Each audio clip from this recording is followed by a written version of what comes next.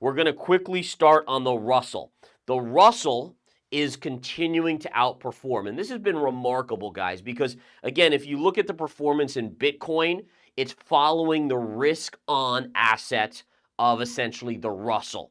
So again, think about this. You have Microsoft, you have Apple, you have Google, you have all these other big cap, mega cap, trillion-dollar companies.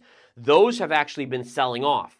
Those have been a store of safety. Those in the world of stocks, those mega caps are the equivalent of gold. It's a store of safety.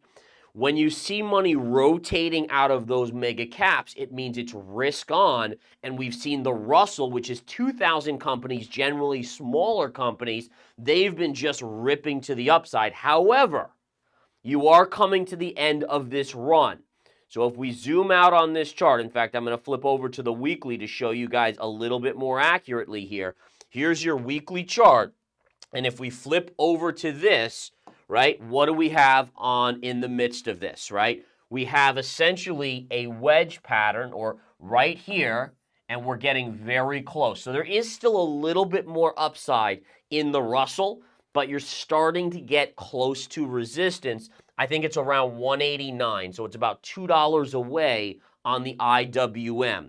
Now, on the other side, the question I have is we have a pivot low down here, which if we stretch to this, is now creating a secondary line. So again, do we hit here and check back down here? Or do we hit here and break out? Or do we hit here and then break down? And wedge patterns, again, when they're like this with two lines that are sloping up and down and meeting, right? Down and up sloping trend line, this is much more of a 50-50 play. What wasn't a 50-50 play, and I went into this in this game plan, is remember Bitcoin? Bitcoin had a flat top with an upsloping trend line.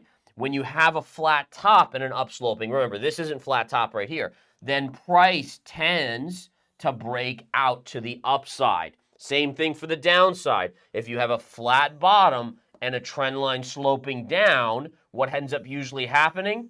The flat bottom is the one that gets broken and you go to the downside. And when they're kind of both sloping, it's more of a 50-50, which makes sense, right? If this one's favoring the downside with the flat line on the bottom, this one's favoring the upside, flat time on the top. If both are angled, it's kind of evening itself out, and therefore it can be more of a 50-50. So we have to watch and see which way the Russell goes. I'm going to be honest, and you guys know this, I'm generally in the camp of skepticism, meaning that right now, the optimism in the markets is insanely high that the Fed is going to engineer some sort of a miraculous safe landing, even though they've raised interest rates at a velocity never before seen in history. And again, I'm just a doubter on this, and I think we will ultimately see a recession. The question is, how bad is it, and where is inflation? Because if inflation is still slightly elevated, let's say 3%, and by the way, we're right now still around 3.5% inflation. But if it's at 3% even, how much can the Fed really drop interest rates? I don't know. We'll find out. This is your chart of the Qs. The Qs, again, have hit resistance. I gave you this line when we were right up at this level. So again, you can see it has started to curl over. At a bare minimum, we still should fill this gap right here, just below 380. All right, now that's not much of a pullback, to be honest. It really isn't. But in terms of technicals, my job isn't to say, oh, well, I think it's going to cut right through here, and I think it's going to cut right through here, and it's going to cut through. No, as a technician, my job is to say, well, where's your next support? Well, it's right here. So now if it breaks that support, then I say, okay, where's your next support? Right there. Okay, if it breaks the support, here is your next one, right? And so investors tend to, and this is something we all have to correct in our mindsets, is that we tend to think about the narrative that we want it to achieve and say, oh, well, the Qs are going to go all the way down here in a month or two. In reality, that's our emotion, that's our bias. It's not helpful. It actually hurts you. You have to go level by level by level, right? Think about it in terms of a game or a race, a relay race. You go from here to here, and then you have to stop, and then you go from here to here, and so on and so forth. And I think that's important because what ends up happening is people end up saying, oh, well, I think the markets, and let's just, by the way, let's just go to a bigger time frame here on the S&P. Like, let's flip over to the S&P here. So in reality, right, I think that the S&P, right, and let's go to the monthly chart of the S&P. The S&P has gotten way ahead of itself from its longer term range, which is kind of along here, up here.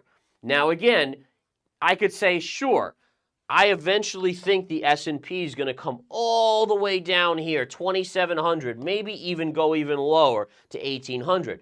But what I'm going to miss while I'm waiting for that to happen is literally tens of thousands of millions of dollars in potential profits, because you're going to get a ton of moves here, then here, then here, then here, then here, then here. And there's so many opportunities, like right at this low pivot. That low pivot is standing out as the October low from 2022, I believe. That will be a major technical level. So yes, do I think eventually the markets have to go back to their long-term trend? Yeah, but do you really want to be in a trade that you're stuck in for 3 years before that happens, or 2 years before it happens? I'd much rather be in and be out and be in and be out. This is how I trade crypto. This is how I trade stocks and commodities. And I make literally, it's always this commentary about like, oh, just buy and hold Bitcoin, right? You'll do fine. And the answer is that if you're in the real world, if you live in the real world, most people can't do that. They get flushed out on the weak bear market lows. They end up buying towards the highs, right? And in reality, you can make, and I do make, literally 10x, 5x, 100x more by swing trading this stuff using the charts. Now, it's not for everyone. You got to know what you're doing, but it's doable based on when you learn the charts. And I think that's really cool.